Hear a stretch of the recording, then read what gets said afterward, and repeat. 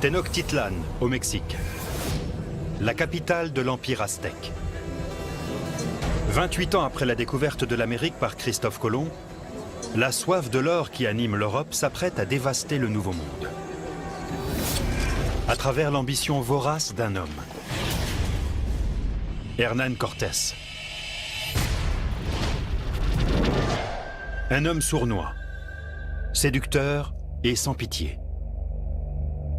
Il conduit un groupe de 500 aventuriers européens.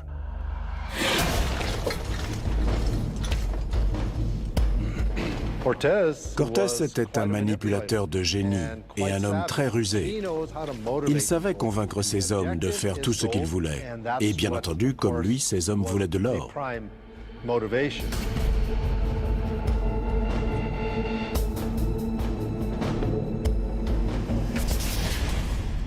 L'empereur aztèque Moctezuma. L'homme le plus riche et le plus puissant des Amériques. Il règne sur 25 millions de sujets. Il accueille Cortés et ses hommes dans son palais. Cette erreur va transformer à jamais un continent entier. Les troupes de Cortés n'étaient que quelques centaines. On imagine mal comment elles auraient pu représenter une menace face à une armée 1000 ou 10 000 fois supérieure en nombre.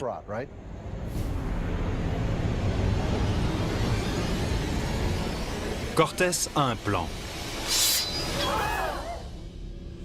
Il fait prisonnier l'empereur.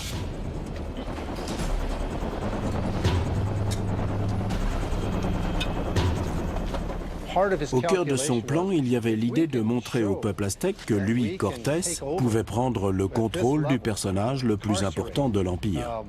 En capturant l'empereur, il se disait que tout l'Empire s'effondrerait comme un château de cartes et se soumettrait. Les coffres de l'empereur regorgent d'or. Les Aztèques, hébétés, regardent les conquistadors s'en emparer frénétiquement. L'un d'eux témoignera. On aurait dit des singes se jetant sur des fruits. Ils transpiraient l'avidité. Leur soif d'or en avait fait des porcs affamés. Le peuple accuse l'empereur d'être l'esclave de Cortés. Il se révolte.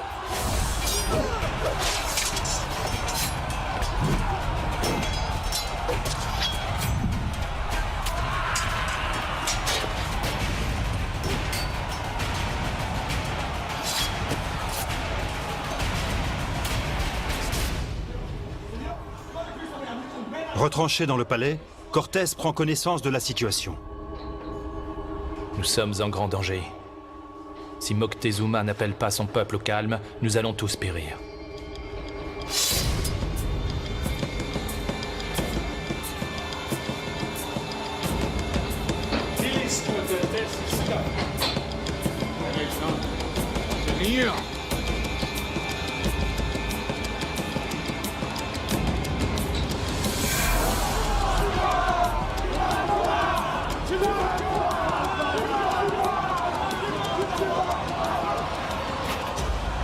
Habla con tu jefe, Shimon Tía.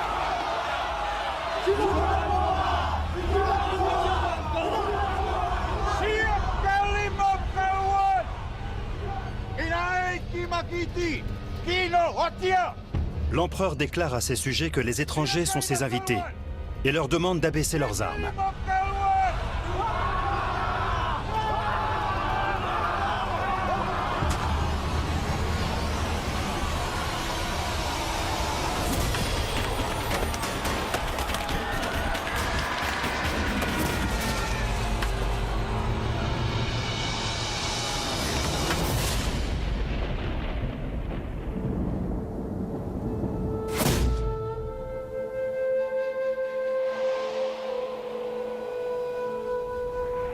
Le souverain le plus puissant des Amériques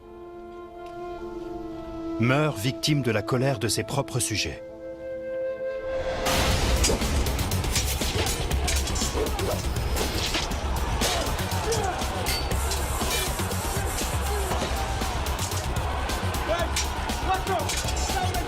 Cortés et ses hommes défendent chèrement leur vie et s'en sortent de justesse. Ils emportent avec eux une véritable fortune en or et en argent. et laissent derrière eux une bombe à retardement.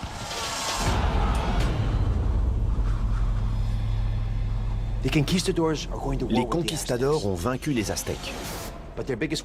Pourtant, leur meilleure arme n'était pas leurs fusils, mais les virus qu'ils avaient apportés avec eux. Sans le savoir, ils ont transmis la variole à leurs ennemis. 6 mois plus tard, la moitié de la population de Tenochtitlan est décimée.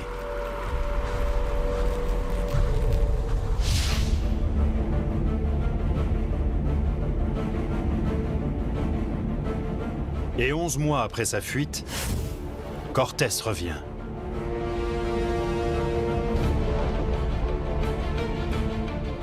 Il a conquis la capitale aztèque.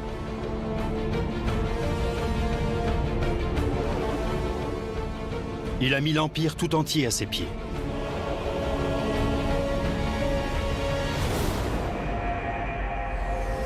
« 500 hommes assoiffés d'or ont suffi à détruire un empire fort de 25 millions d'âmes.